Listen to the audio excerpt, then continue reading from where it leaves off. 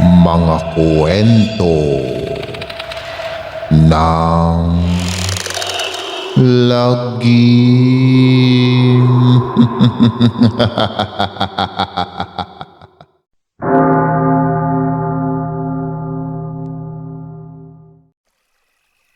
Nagising si Haram sa malamig na salawak ng tubig at pagkakaingay sa paligid. Sa ibaba ay makikitang nagpapangbuno sa mababaw ngunit mabahong tubig ang dalawang bihag. Parang nagsasabong, matira ang matibay. Mahabaging langit, itigil ninyo iyan. Bakit kayo nagpapatayan? Tangkang pigil ni Haram sa mga iyon. Ngunit sinisenya siyang manahimik na lamang ni Adir at sinabing wala na silang magagawa pa kung hindi manood na lang ng mapait na kamatayan ng kung sino man ang matatalo sa laban. Hanggang sa bumagsak sa mapurak na tubig ang talon ng lalaki na halos naghihingalo. Panay naman ang paghingi ng tawad ng kanyang nakatunggali. Patawad kaibigan, wala akong magawa kung hindi ang talunin ka. Isinaalang-alang ko lamang ang sarili kong buhay dahil gusto ko pang mayakap ang mga anak ko. Mayroon pang pamilya naghihintay sa akin pag-uwi. Naghihinagpis nitong paumanhin kahit halatang napilitan lang nitong saktan at talunin ang lalaking nakatunggali. Pilit ng ngiti ang sumilay sa labi ng naghihingalong lalaki. Tanda na nauunawaan nito ang lahat. Isang malakas na hampas ng buntot ng isda ang nagpatilapon ng malayo sa nanalong lalaki. Nanginginig ito habang muling iginapos ng mga magindara at muling ibinitin ng patiwarik sa bubong ng kuweba. Pagkatapos ay nakahindik-hindik na mga eksena na ang mga sumunod na naganap. Unti-unting gumapang palapit sa naghihingalong lalaki ang reyna ng mga magindara habang humuhuni na naman ng kakaibang himno. Hindi nila maintindihan ang ibig sabihin pero mapang-akit. Unti-unti ring ang pagbabago ng hitsura nito mula sa isang nakakatakot na halimaw dagat patungo sa isang napakagandang babae. Kinabuanan nito ang lalaki habang pinapaikutan ang mga ito ng iba pang magindara. Tila nagsasagawa sila ng isang ritual ukol sa pagniniig. Parang nahipnotismo naman ang naturang lalaki at nahalata sa mukha nito ang matinding kaligayahan habang umiindayog sa ibabaw nito ang reyna. Habang tila sarap na sarap ang lalaki sa ginagawa ng reyna sa ibabaw niya, ay muli yung nagpalit ng nakakatakot na anyo at agad nitong sinagpang ang mukha ng lalaki. Buo nitong nilamon iyon at nginuya ng matitilos na ngipin. Napahiyaw sa sindak si Saram. Sigaw siya ng sigaw, lalo na ng sunod na wakwakin ng reyna ang dibdib ng lalaki at sumirit kung saan-saan ang malansang dugo. Ang sumunod ay isa-isa naman itong hinugot ang lamang loob ng biktima at ipinamahagi sa mga magindarang napaikot sa kanya. Tila nagpapakain lang ito ng mga gutom na mga isda kung panonoorin. Nag-aangilan naman at nag-aagawan ang mga halimaw sa kakarampot na karning ibinabahagi ng kanilang Panginoon. Ngunit mas nakakasindak pa pala ang susunod na mga eksena. Nilapitan isa-isa ng reyna ang mga lalaking bihag at pilit sinusubuan at pinapakain din ng sariwang lamang loob ng mga taong kanyang hawak-hawak. Duwal na duwal si Haram. Hindi niya kinakayang panoorin ang mga makabaliktad sikmurang eksena. Dala ng takot, ang ibang kalalakihan ay napilitang lunukin ang malansang lamang loob, ngunit hindi si Haram. Isinupa niya ang nakakarimarim na karning nasa loob ng kanyang bibig.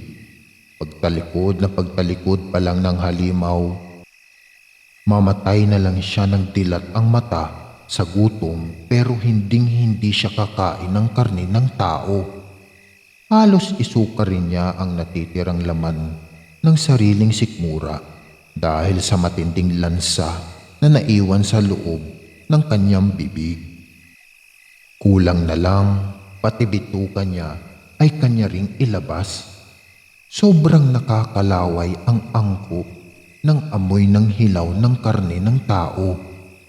Pagkatapos silang isa-isahing subuan ng reyna, ay humuni naman ito ng ubod lakas.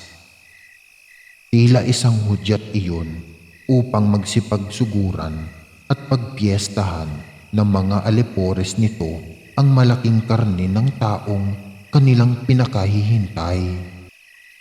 Parang mga gutom na piranang nagsabuhan at nag-aagawan ang mga iyon. Nakakangilabot rin marinig ang pakikipagkiskisan ng matatalim nilang mga ngipin habang sarap ng umangasab ng sariwang karne ng tao. Sa napakabilis na sandali ay nasimot ang karne at ang natira na lang ay ang namumuting kalansay.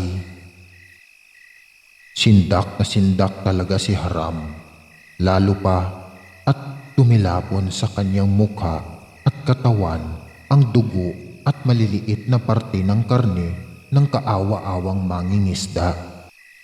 Bawat araw na lumilipas ay isa-isang nagiging pagkain ng mga magindara ang mga bihag na kalalakihan. Kung minsan ay may bukod pang inuuwing mga bangkay ng tao ang mga magindara mula sa karagatan. Marahil galing ang mga iyon sa mga lumulubog na barko at iba pang sasakyang pangdagat. Ito siguro ang dahilan kung kaya minsan ay hindi natatagpuan pa ang kanilang mga bangkay. Pinagtiisan ni Haram ang matinding gutom at pinagtiyagaang kainin na lang ang mga halamang dagat na ginagawang panggapos sa kanila ng mga magindara. Mabuti na lang din at palaging umuulan kung kaya't nakakainom sila ng tubig na pumapatak mula sa bubungan ng kuweba. Talagang bawat araw na lumilipas ay tunay na bangungot para kay Haram. Hanggang sa dumating ang oras na kinakatakutan ni Haram. Dadalawa na lang sila ni Ader na natitirang bihag ng mga ito. Ibig sabihin lang noon, silang dalawa na ang susunod na nakatakdang maglaban.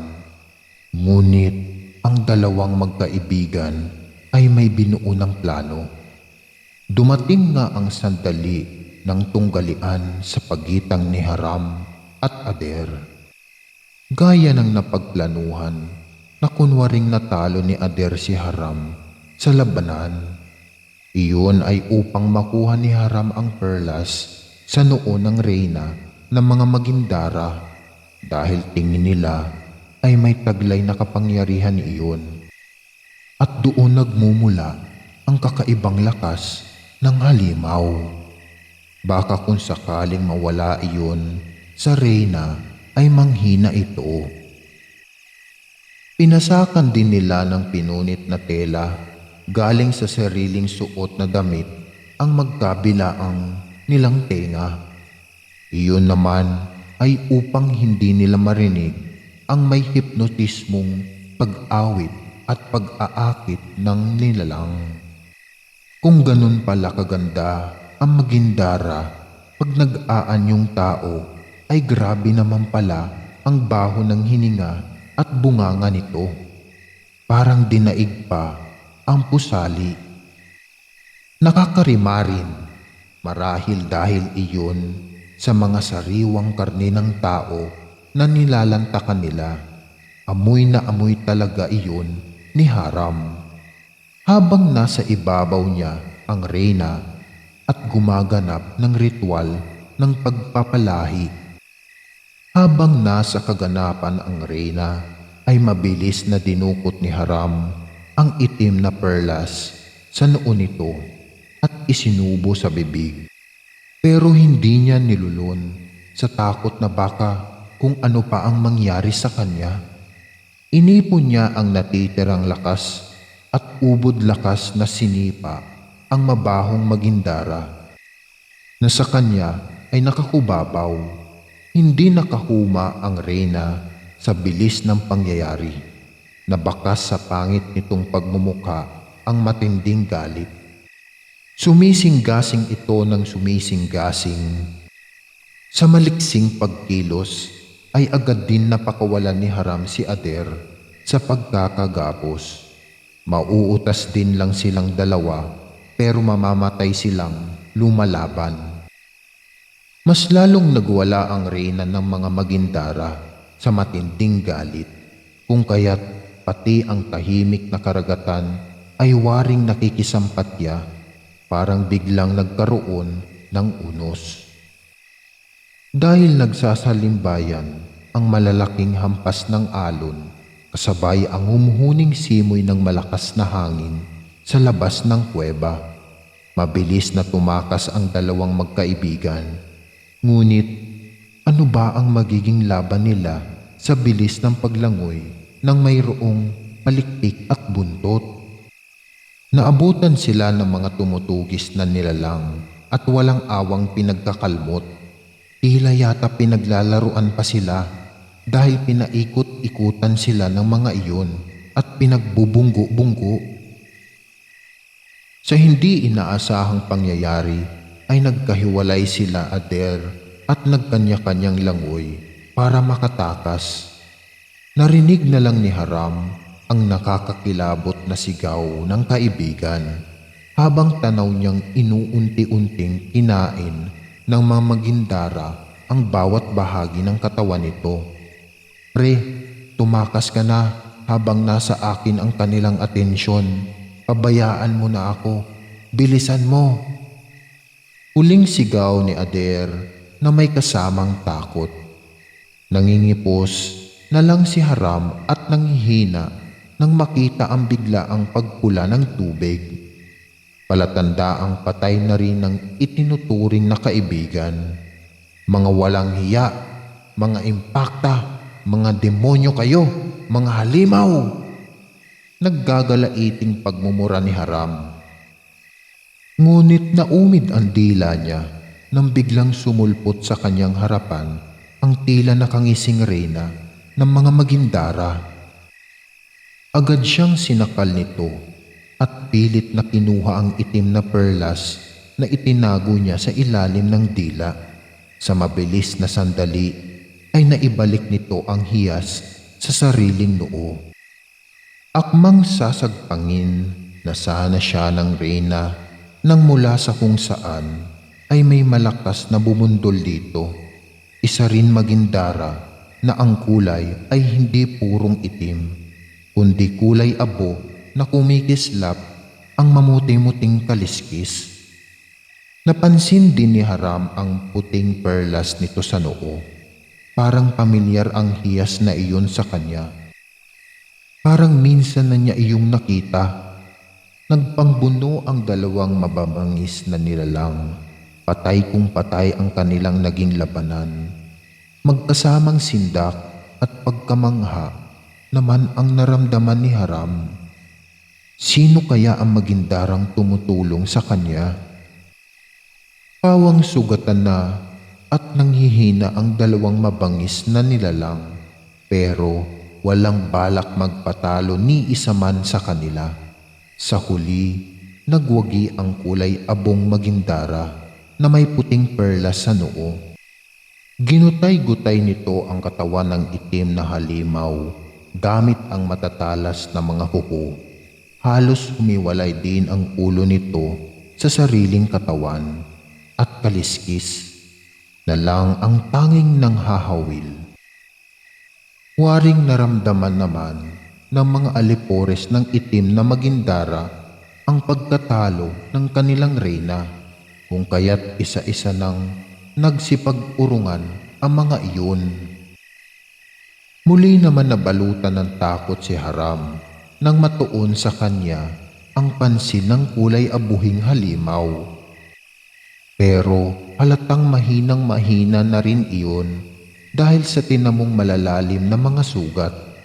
"Huwag mo akong saktan, parang awa mo na. Kailangan pa ako ng pamilya ko." Pakiusap ni Haram sa nilalang habang patuloy itong lumalapit sa kanya. "Hinding-hindi ko yun magagawa, kaibigan, dahil utang ko sa iyo ang aking buhay. Naalala mo ba?" Mahinahong wika ng Magindara na nakikipag-ugnayan na naman kay Haram gamit ang isipan.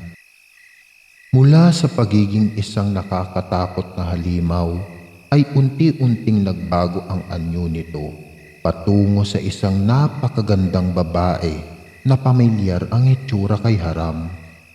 "Dara, ikaw nga ba talaga iyan?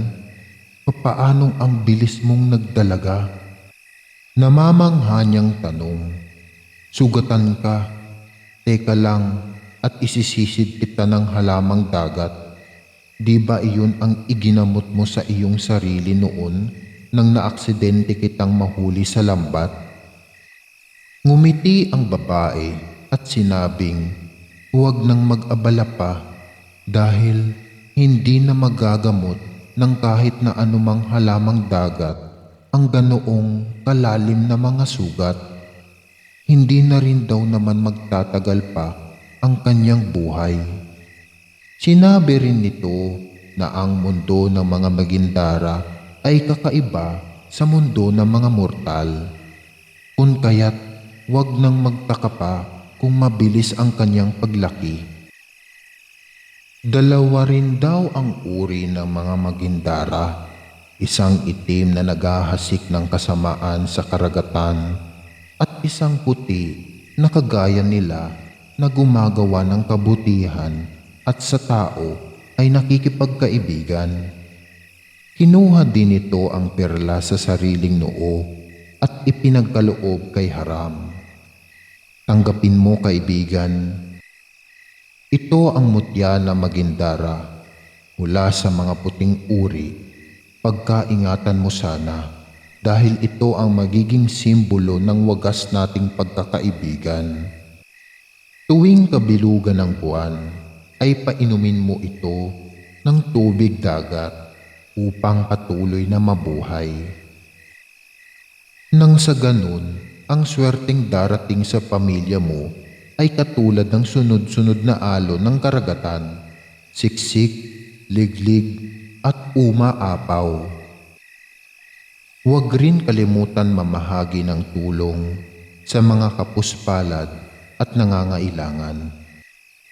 Linis ng budhi ang kinakailangan upang ang kaningningan ng puting perlas ay patuloy na lumago at lumaganap ang kabutihan." Matapos magwika iyon ni Dara ay nakangiting ipinikit na nito ang mga mata habang kalong ng mga bisig ni Haram. Kusang bumagsak ang luha sa mga mata ng binatilyo, patuloy na bumubukal at umaagos sa magkabila niyang pisngi.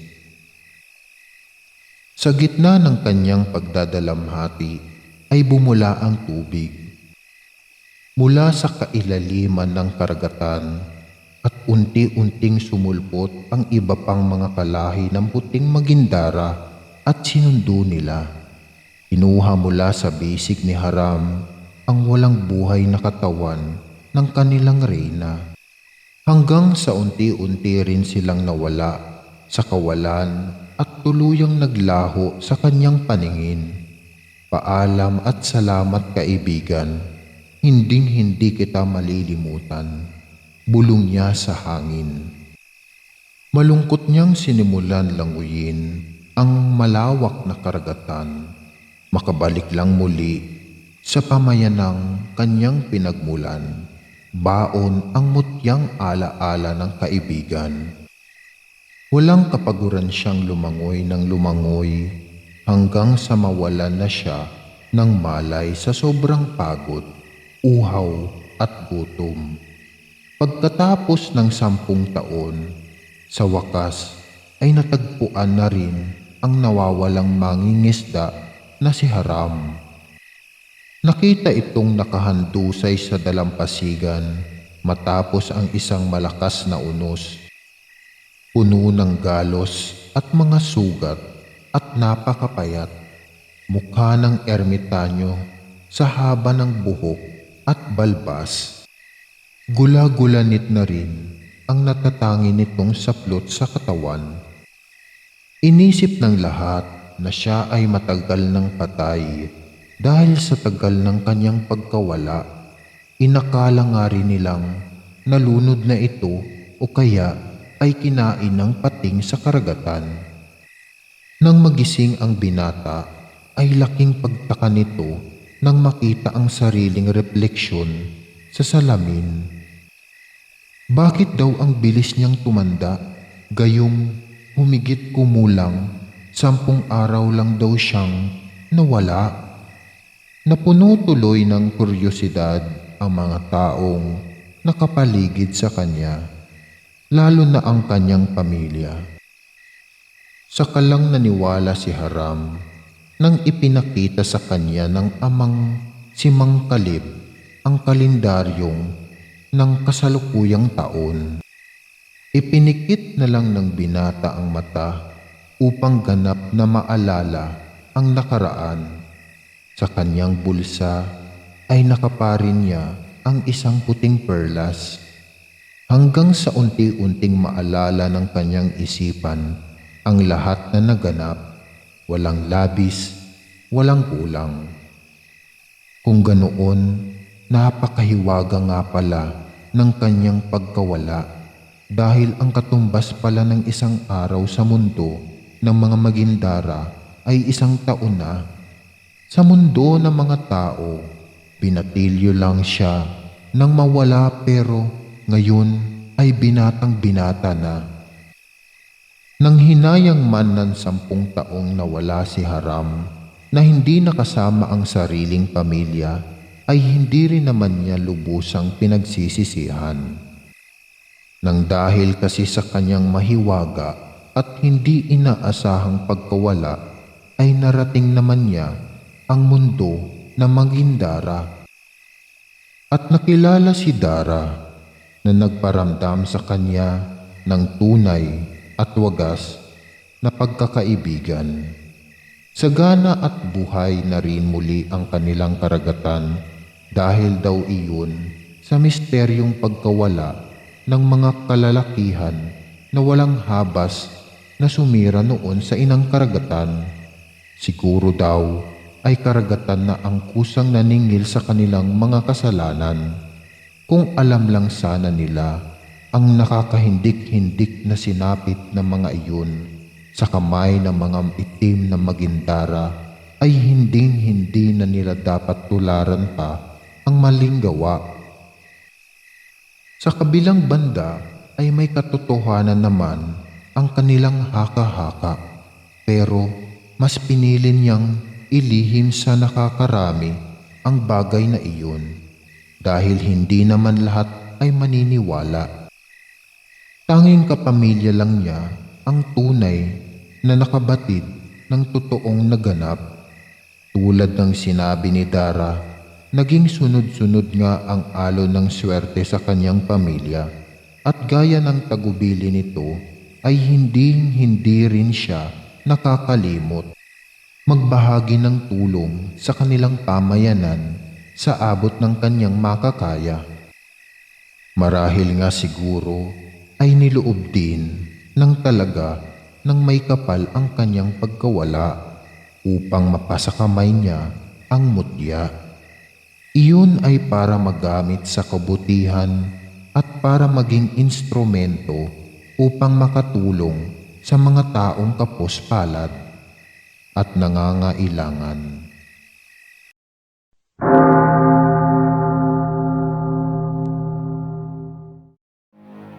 Maraming salamat mga giliw naming tagapakinig. Huwag po nating kalimutan mag-subscribe at mag-like ng ating channel para sa mga kwento ng lagi.